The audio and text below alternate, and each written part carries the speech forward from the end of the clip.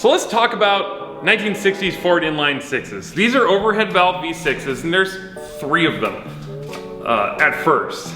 Early 60s, there's 3 of them. This engine family has 3. These are the small ones. They had the 144, which was a terrible tiny sewing machine motor. It had 5 main bearings, and it was junk. The next one up is the 170, which is what came in the van that hopefully I'll be doing a lot of videos about. I'm into that van. But this is the Mac Daddy. This is the 200 that came in the early Mustangs. And I know it's a little silly to call any inline 6 the Mac Daddy, but I'm into these things. I like them. I had a 200 out of a Mustang in my first car, my Ford Ranchero, and it had a 3-speed, and I could do burnouts with that thing. It had a Clifford 6=8 kit and a cam, so it actually had some serious power. And then I had a Mustang with the same kit, and again, I can do burnouts with that thing with an automatic transmission. So no one ever expected it out of this little tiny inline 6. I love inline 6s. I'm a nut for these things. Yeah, I like V8s. Look, come on. But my favorite engines all tend to be inline 6s, the Cummins especially. So this is the 200. The van that I bought has a 170 in it. The other engine family, it's a bigger inline 6.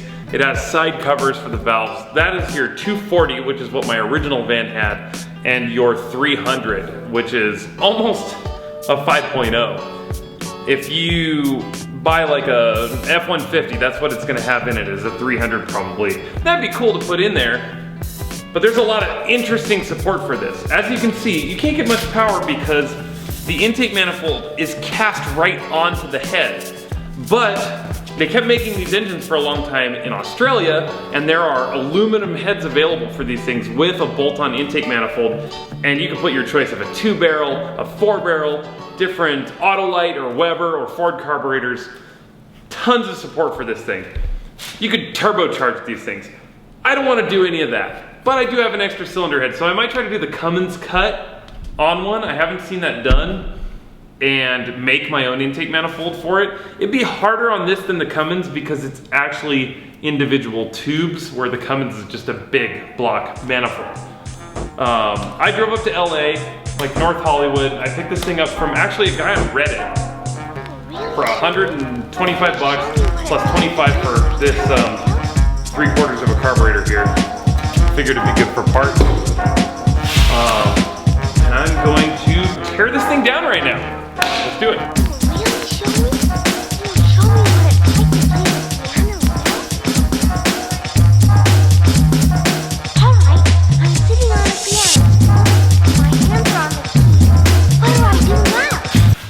My big fear is that water got into some of the cylinders because there was a lot of rust here. So I actually, I've been soaking this thing for weeks, and it has these huge bolts in where the smog pump would have normally pumped air.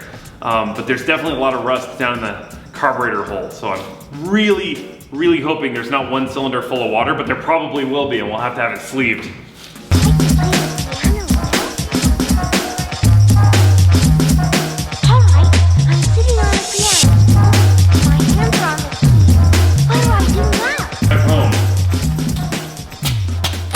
Got your oil pressure sensor, water temperature sensor or sending unit, spark plugs, distributor, oil filter, fuel pump, motor mount, engine mount. That's your electrical coil, dipstick.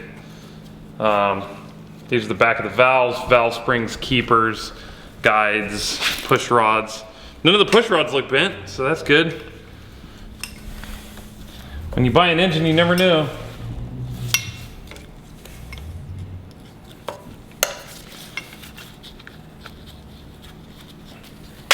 I'm sitting on a piano. My hands are on the keys. What do I do now?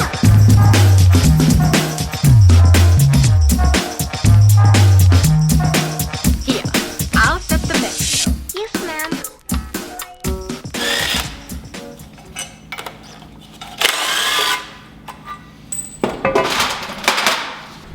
Dude, so that's good news. It's rusty there, but it's not rusty where it counts.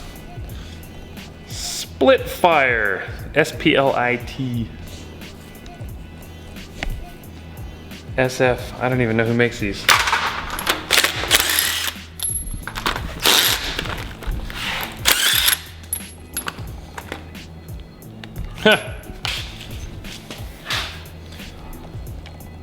That is not gonna fire.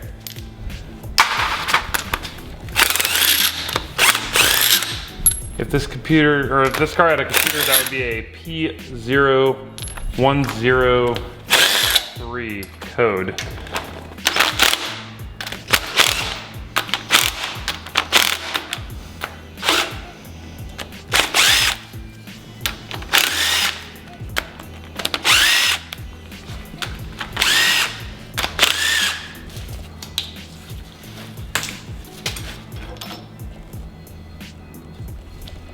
None of these are caved in, so it doesn't look like any of the rockers were collapsed. Nice, smooth, shiny surfaces there, still round. Beautiful. All right, so this thing's already in better shape than my Mustang engine was when I got it.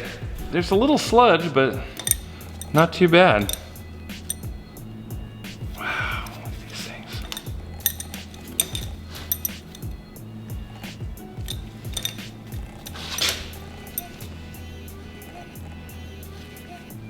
What are those?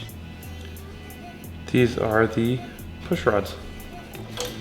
They are pushed up by the lifters, which are riding on the camshaft. So the lobes push up on the lifters, which have a little hydraulic cushion because they're hydraulic lifters. And these push the rocker arms, which open the valves. Now, some of these are ruined. Remember how I said those rockers were nice and smooth? Look at this. That guy's ruined.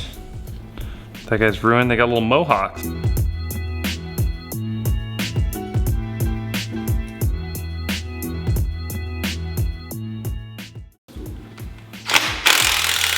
Look at this. 3 bolts. Whoa, there's coolant in there. Don't go in the oil. So earlier I was monologuing about the 144, the 170, the Mac Daddy, the 200. The easiest way to tell the 200 apart from the 170, and both of those have 7 main bearings, while the 144 only has the 5, like I mentioned. 1, 2, 3, 4, 5 freeze plugs and a nice little smile. That's how you know you've got a 200. The 170 only has 3 freeze plugs. This is kind of the big moment where we see how much water got into the cylinders.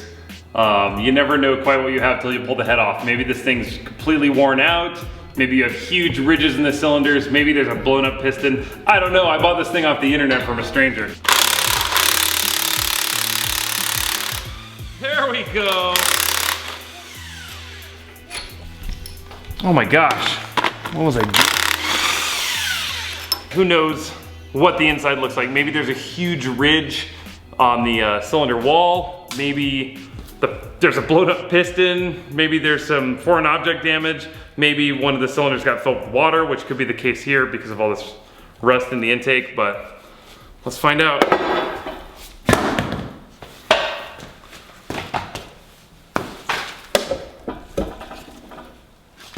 Cast iron, nice and light. Well, you're gonna find out before I do. None of these were filled with water. It's been sitting for a long time. There's a little bit of surface rust here. You can see a tiny bit of water got in there at some point, like a tiny, tiny bit. So, I can see if there's any pitting by rotating the engine. Yeah, see, just light surface rust, it'll hone right out.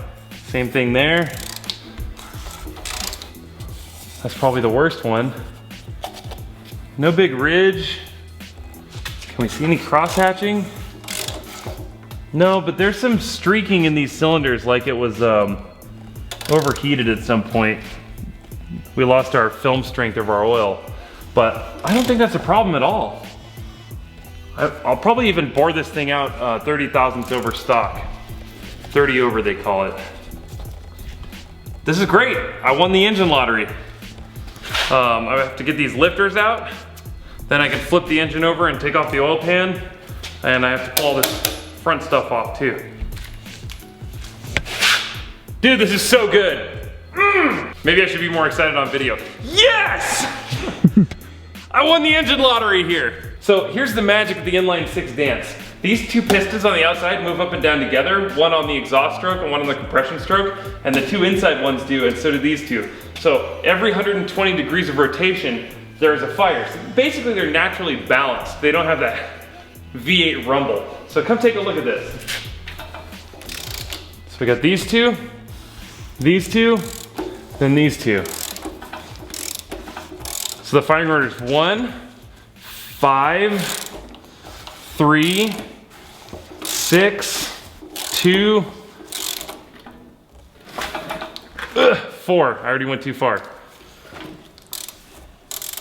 So, great engines.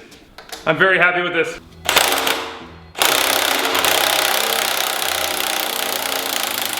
Now this looks like original equipment to me.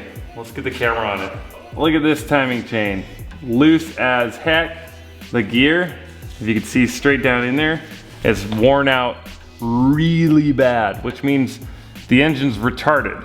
Not like the Slur, retarded as in the valves are opening and closing all too late. As the engine spins this way, the chain spins, this gear, the same direction, at half the speed. This bolt looks like it was rubbing, so it might be coming loose. It's got that nice shiny metal spot and all this oil sludge.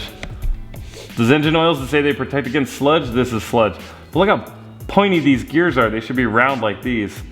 Yeah, that is original equipment right there. So yeah, these valves have all been opening and closing really late, killing the performance of the engine.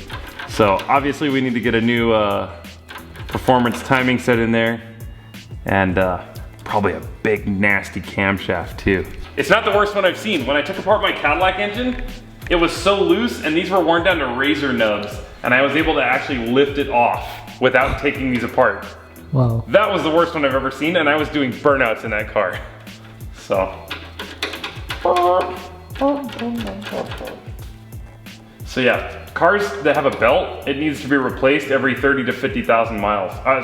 30 to 90,000 miles, depending on your climate and the type of car, what the manufacturer calls for. So all that's left to do on this engine is yank out the lifters, which are a little stuck, so that's gonna take me a while. Pull off the oil pan, then I can pull the caps, pull the pistons out, and pull the crankshaft. But you just watch basically the teardown of the long block. All I have left here is a short block. So you wanna check these, make sure they're not dished at all. This one's definitely got a dish to it. It's gonna be almost impossible to catch on camera, but you can see it if you hold it up to your eye next to a light. So this thing's ruined, it's trash. But never throw anything away until the engine is running in the new car, because you will find that you need the clip out of this, or you need to compare it to the old one to make sure it's right. Why don't I have oil pressure? Oh, because this chamber's too tall. Never throw any of these parts away until the thing is running with good oil pressure down the road and nothing is blown up. These are wiped out, which means the cam is also wiped out, but that's okay. I want to put a performance cam in it anyway. I can buy a kit that comes with valves, valve springs, lifters, and a cam for like 300 bucks. Cheap! That's the other great thing about these engines. They're so cheap to build. All right, people, my tool's broken, but here's the good news. Those lifters sure aren't gonna fall out, so let's flip this engine over.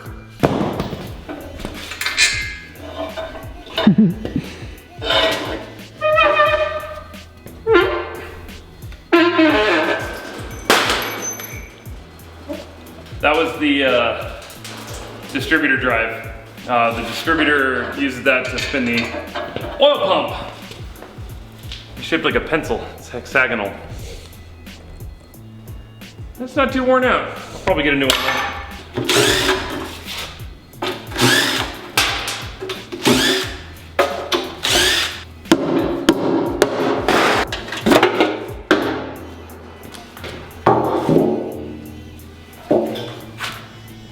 Sludge, but no water. Excellent. So here's your main bearing caps. 1, 2, 3, 4, 5, 6, 7. And then these are your connecting rod caps. 1, 2, 3, 4, 5, 6. So these are all in a perfect line with each other, the mains.